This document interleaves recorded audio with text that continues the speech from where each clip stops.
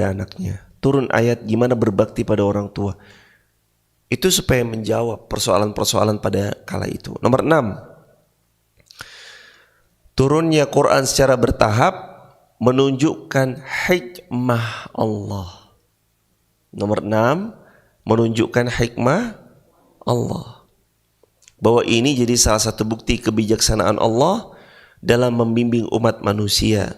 Allah mengetahui apa yang terbaik untuk hamba-hambanya, bagaimana cara terbaik untuk menyampaikan petunjuknya. Ini juga menunjukkan bahwa Allah sangat memperhatikan keadaan dan kemampuan umat manusia dalam menerima wahyu. Itu bijaksananya Allah. Allah ngajarin kita manusia bertahap. Makanya kita kalau ngelihat orang lain itu lagi berproses, belajar, fahami aja, bertahap beliau. Gak ada manusia yang tiba-tiba berubah dalam sekali waktu. Masing-masing kita itu menuju Allah jalannya terjal, berliku dan gak mudah. Ada yang diantara kita menuju Allah itu habis segala-galanya. Ada yang perjalanan kita menuju Allah itu berlelah-lelah ria, bertatih-tatih luar biasa. Ada yang bahkan sampai detik ini datang ujian bertubi-tubi tiada henti. Ada yang mau menuju Allah itu harus terpisah dengan pasangannya. Ada yang menuju Allah itu harus meninggalkan semua yang selama ini digemarinya. Dia suka dengan sesuatu, tapi begitu Allah bilang ini dilarang ya, akhirnya dia meninggalkan. Padahal itu sangat dia cintai. Dia sangat passionate di bidang itu. Tapi karena Allah dan Rasulnya lebih dia cintai, sekuat apapun dia mencintai bidangnya, dunianya, akhirnya dia dengan rela hati harus mereka tinggalkan. Ada yang menuju Allah itu udah hampir, lalu dapat godaan lagi dan dia kembali balik arah lagi. Lalu dia berjalan lagi menuju Allah, udah hampir sampai balik arah lagi. Berulang kali begitu. Makanya di poin berikutnya ini menunjukkan hikmah Allah. Allah membimbing kita manusia bertahap, berproses, perlahan, dan Allah paling tahu kan. Makanya hadirin, saya, kita, semuanya nih. Kapan waktu kalau kita melihat ada seseorang yang masih berproses berjalan menuju Allah, jangan tiba-tiba kita patahkan mereka bahwa mereka gak mungkin bisa kembali ke Allah. Kita kan dulu juga berproses sama. Kita yang 10 tahun lalu udah rajin ngaji di majelis ilmu begini belum? Belum kan? Baru akhir-akhir ini aja. Mungkin karena maraknya kajian-kajian, maraknya ada tausiah, video kajian tersebar di mana-mana, sehingga kayak membuat rasa penasaran itu muncul kan. Saya mau ngaji deh. Ibu dari Jakarta, kok bisa sampai Wonosobo? Gimana ceritanya ibu? Tuh, sering nonton online di TikTok, Instagram, YouTube. Ada yang di TikTok, ada yang di YouTube. Terima kasih hadirin, barakallahu fiik. Kadang itu perasaan itu muncul, Allah juga yang menggiringkan. Tapi kan gak setiba itu tahu-tahu kita berubah 100%. Betul? Berproses kan? Mungkin saya baru bisa merubah yang ini nih. Kebiasaan yang tadi habis subuh tidur, jadi kita rubah kebiasaan habis subuh langsung ngaji. Perubahannya kecil, tapi jamaah tahu nggak? Kalau ini ditumpuk nih jamaah. Gimana caranya supaya buku besar ini jatuh? Saat ini ditumpuk begini, ini ada lagi yang kecil. Supaya yang besar itu jatuhin dulu yang kecil dari sini. Yang kecil jatuh, agak besar jatuh. Begitu dia jatuh begini, teng, otomatis yang besar jatuh. Efek domino. Kita mau memperbaiki hidup kita nih. Dari mana? Perbaiki subuhnya. Subuhnya diperbaiki, nanti lama-lama dia berefek kepada banyak hal. Subuhnya bagus, paginya gak terbuang sia-sia. Paginya gak terbuang sia-sia, terbangun moodnya baik. Moodnya baik, efek ke keluarganya baik. Yang tadinya bangun marah-marah sekarang bangun penuh senyum. Anak-anaknya dibawa dengan rasa senyum yang luar biasa. Anak-anaknya di sekolah ceria, nggak muram. Suaminya saat bangun ceria, anak-anaknya ceria. Suaminya kerja, di kerjaan selalu membawa vibes positif, ceria. Akhirnya kerjaannya tuntas, selesai dengan penuh berkah. Pulang akhirnya membawa keceriaan. Terus begitu jemaah. Awalnya dari hal yang sepele dia rubah, yaitu bangun subuh. Inilah hikmah Allah. Quran diturunkan perlahan, bertahap. Kitanya juga harus memahami, memaklumi. Orang tuh gak bisa sekali waktu berubah seketika. Seperti membalikan telapak tangan, dia butuh proses. Dukung, support. Jangan kita malah menjadi seseorang yang mematahkan semangat orang-orang yang kembali ke Allah. Support aja, dukung, terus support. Gimana pun Allah memberi pengajaran pada manusia bertahap. Itu bukti Allah bijaksana, hadirin. Gak membebani langsung dengan beban yang berat, tapi pelan. Terus hikmah yang berikutnya yang ketujuh apa? Membuktikan keaslian Al-Quran. Dengan diturunkan Al-Quran secara bertahap, umat menyaksikan keajaiban dari wahyu ini. Tidak ada kontradiksi atau kesalahan dalam Al-Quran, meskipun ditunjukkan dalam rentang waktu yang panjang, dan merespon berbagai situasi yang menunjukkan bahwa Al-Quran benar-benar dari Allah. Inilah hikmah kenapa Quran diturunkan bertahap. Konsisten. Benarnya itu konsisten. Rata-rata kan kalau kita melihat sesuatu itu diturunkan dalam kurun waktu yang panjang itu kan boleh jadi kekonsistensiannya gak terjaga kan. Tapi Quran terjaga. Konsistennya, kebenarannya terjaga. Itulah Al-Quranul Karim. Nomor 108. Dan mereka berkata, Maha suci Tuhan kami, sungguh janji Tuhan kami pasti dipenuhi. 109. Mereka menyungkurkan wajah sambil menangis, dan mereka bertambah-tambah khusyuknya. 110. Katakan wahai Muhammad, serulah Allah atau serulah Ar-Rahman dengan nama mana saja yang kamu dapat menyeru, karena dia mempunyai nama-nama terbaik, Asmaul Husna. Janganlah engkau mengeraskan suaramu dalam solat, jangan pula merendahkannya, usahakan jalan tengah di antara kedua itu. Yang pertama dulu. Qul id'ullaha aw id'ur rahman ayyama tad'u falahul asmaul husna.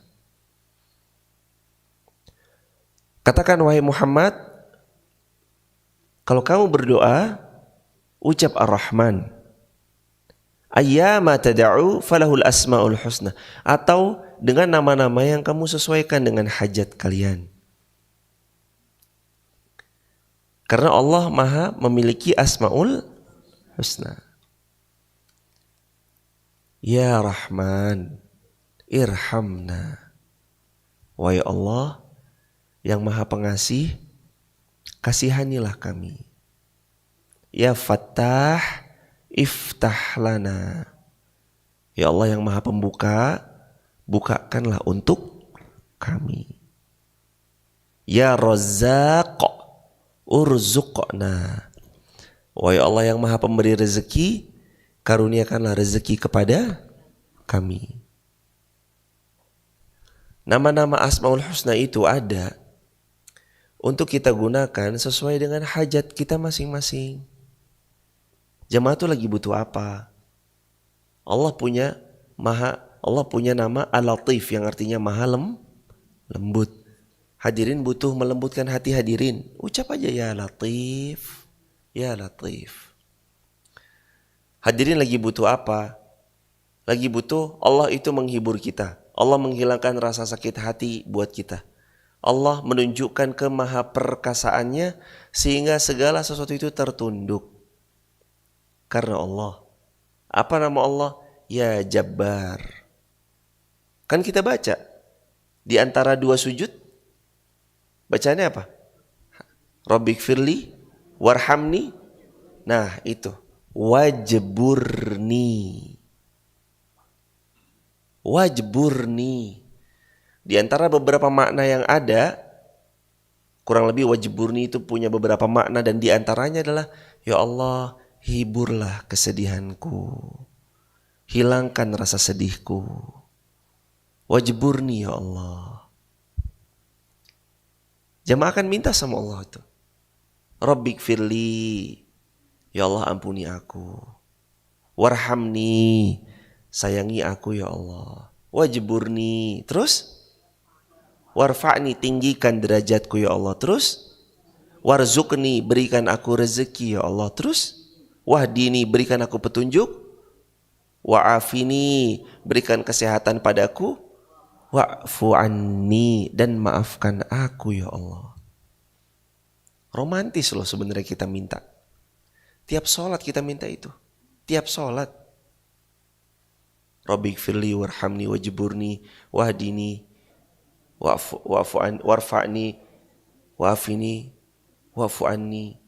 Itu kita minta habis sujud, kita minta.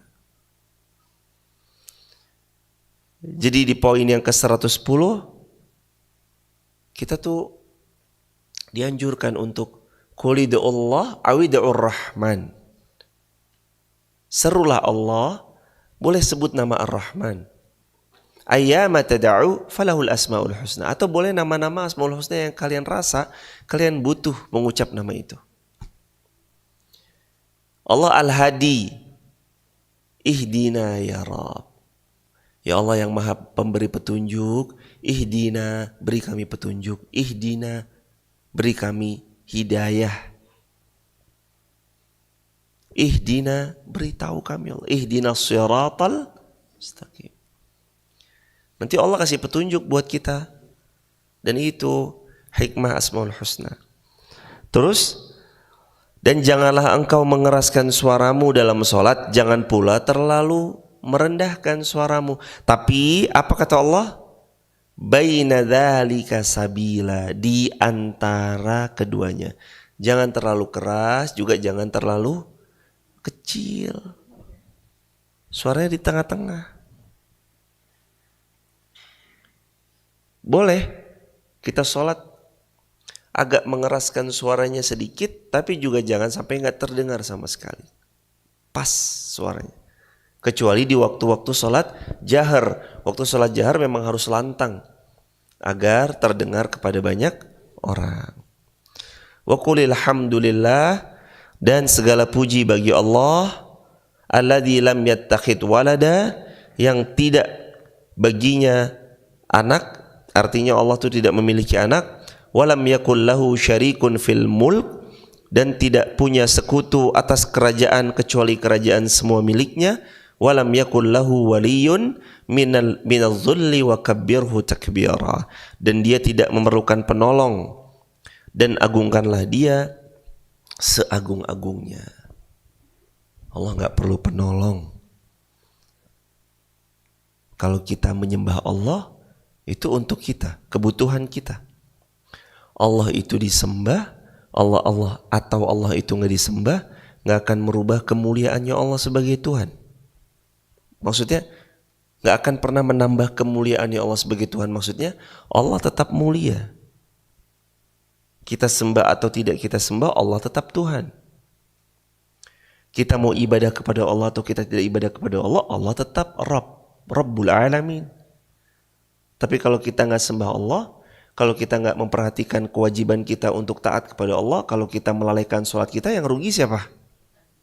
Kita sendiri. Allah mah nggak perlu kepada makhluk. Kita yang butuh Allah. Allah mah nggak perlu sholatnya kita. Kita yang perlu sholat kepada Allah sebagai wujud terima kasih. Dikasih sehat, betul? Dikasih sempat, dititipi keturunan, dititipi rezeki. Jamaah, ada orang baik banget sama jamaah. Mbak, ini hadiah ya. Besok dikasih hadiah lagi. Mbak, Kemarin tasnya dipakai, aku seneng deh. Nih hadiah gamis. Hari ketiga dikasih hadiah lagi. Nih hadiah jilbab. Hari keempat hadiahnya itu tambah besar. Nih hadiah motor. Hari kelima nih hadiah mobil.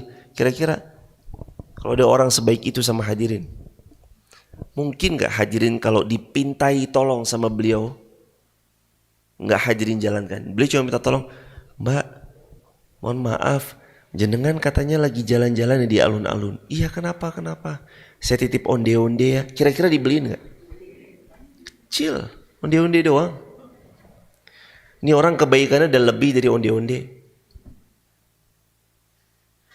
Allah tuh baik sama kita, kasih sehat, kasih waktu luang, kasih sempat, kasih harta, kasih keturunan, kasih suami yang setia. Terus masa iya cuma sholat yang durasinya paling 5 menit kita gak mau? Masa iya cuma sholat yang plus zikir durasinya 7 menit kita lalai? Ini loh hadirin. Ingat Allah baik sama kita. Jangan sampai kita nanti malah jadi pembangkang dari semua nikmat yang Allah beri sama kita. Allah tuh gak butuh kita, tapi kita yang butuh Allah. Sholat atau tidaknya kita tidak akan merubah bahwa Allah itu menjadi terhina karena kita gak sholat, dan Allah menjadi mulia karena kita sembah. Enggak, sama sekali enggak. Kita sholat atau tidak, Allah tetap Tuhan. Kita sholat atau tidak, Allah tetap mulia. Kita berterima kasih kepada Allah, bersyukur kepada Allah atau tidak, Allah tetap yang paling tinggi lagi agung. Wakabbirhu takbira. Zat yang maha agung, dan dialah zat seagung-agungnya. Jadi jangan menganggap bahwa Allah butuh sholat kita. Tuh enggak, kita yang butuh. Allah butuh kita berbuat baik. Tuh enggak, kita yang butuh berbuat baik. Untuk siapa? Diri kita sendiri. Allah Subhanahu wa taala berfirman dalam Al-Qur'an, "In ahsantum ahsantum li anfusikum." Kalau kita buat baik, kebaikan itu nanti berpulang kepada diri kita sendiri. Nggak ada ceritanya jamaah buat baik tuh buat orang lain, tuh nggak ada. Itu yang hadirin sedekahkan, yang mungkin orang lain yang menerima, masuk ke rekening pihak lain yang menerima, itu bukan buat pihak lain. Sedekahnya kita tuh buat diri kita sendiri. Sedekahnya kita tuh buat diri kita sendiri, bukan untuk siapapun. Yang jamaah sholat subuh-subuh tadi capek-capek, hadirin pasti berangkatnya dari sebelum subuh kan? Udah repot tuh, ayo.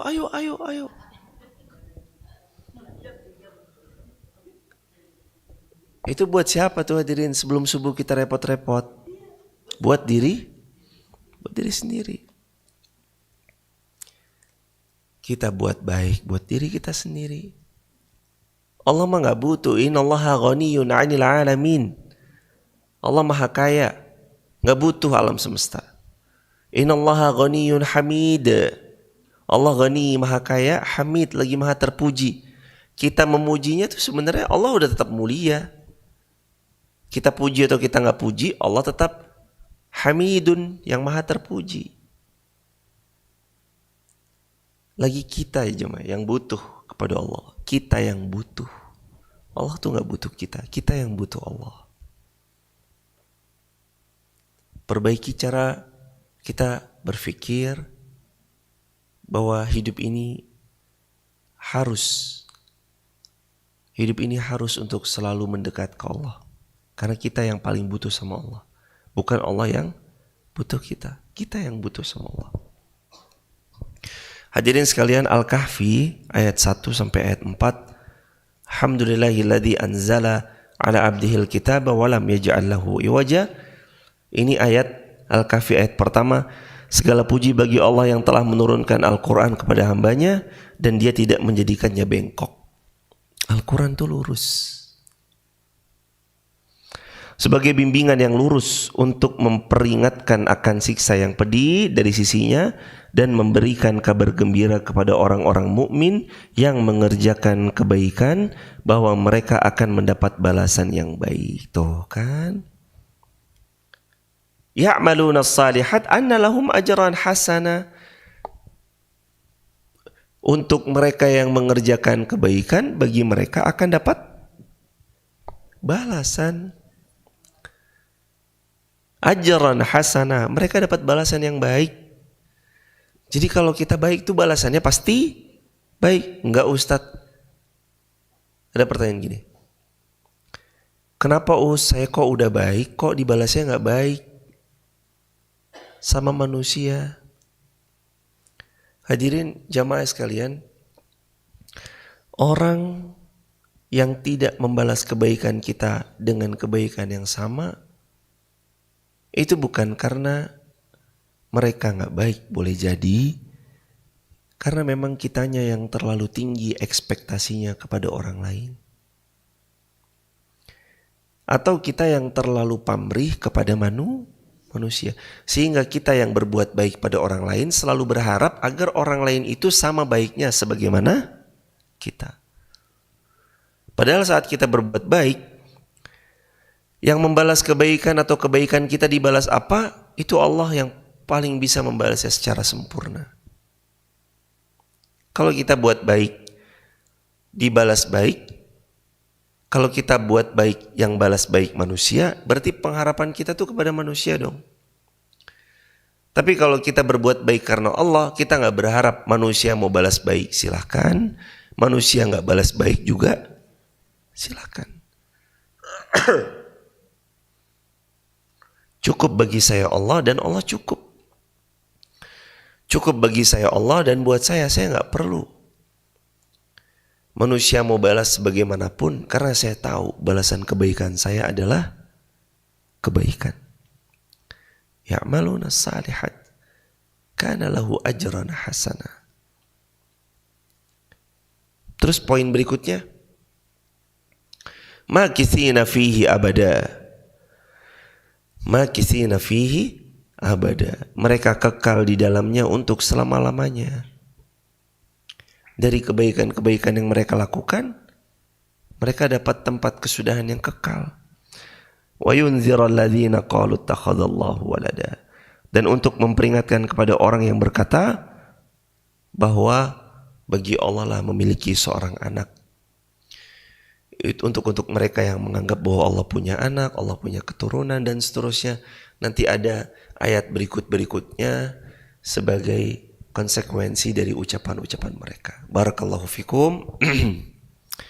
Ini suara kok udah makin mau habis nih suaranya jemaah. Alhamdulillah. Mudah-mudahan Allah berikan kebaikan buat diri ini. Allah juga berikan kemuliaan buat kita bersama. Allah hadirkan segala kemurahannya untuk kita bersama-sama. Dan Allah berikan kita istiqomah sampai nanti pulangnya kita husnul khatimah. Jamaah sehat, jamaah diberkahi Allah, keluarga sakinah mawaddah warahmah, putra-putrinya salih salihah. Dan kitanya insya Allah mudah-mudahan terus bisa istiqomah sampai jannah. Terima kasih ya jamaah meluangkan waktunya. Salam untuk keluarga di Jakarta. Mohon maaf lahir dan batin atas segala kekurangan dalam penyambutan ataupun yang lain. Insya Allah mudah-mudahan nanti kita bisa berjumpa di lain kesempatan. Dan untuk hadirin yang di Yogyakarta, besok insya Allah jam 9 pagi kita ngaji di Yogyakarta di Masjid Kampus UGM. Kami mohon izin, mohon pamit untuk besok subuh belum membersamai dari sini, tapi kami nanti membersamai secara online dari penginapan. Begitu hadirin. Dan alhamdulillah terbuka sekali peluang jariah untuk penyelesaian gedung penghafal Quran di barat masjid yang insya Allah sedang berproses untuk finishing. Jamaah silakan untuk bisa membersamai proses jariah di nomor rekening 509001804 atas nama Masjid Muhammad Al-Fatih Bank Muamalat. Diulang 509001804 atau di screenshot. Kalau yang di Instagram bisa di screenshot yang di Instagram.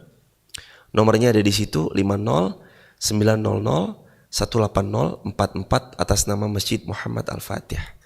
Dan kita akhiri dengan hamdalah. Alhamdulillahirabbil alamin. Kafaratul majlis. Subhanakallahumma bihamdika asyhadu an la ilaha illa anta nastaghfiruka wa natubu ilaik.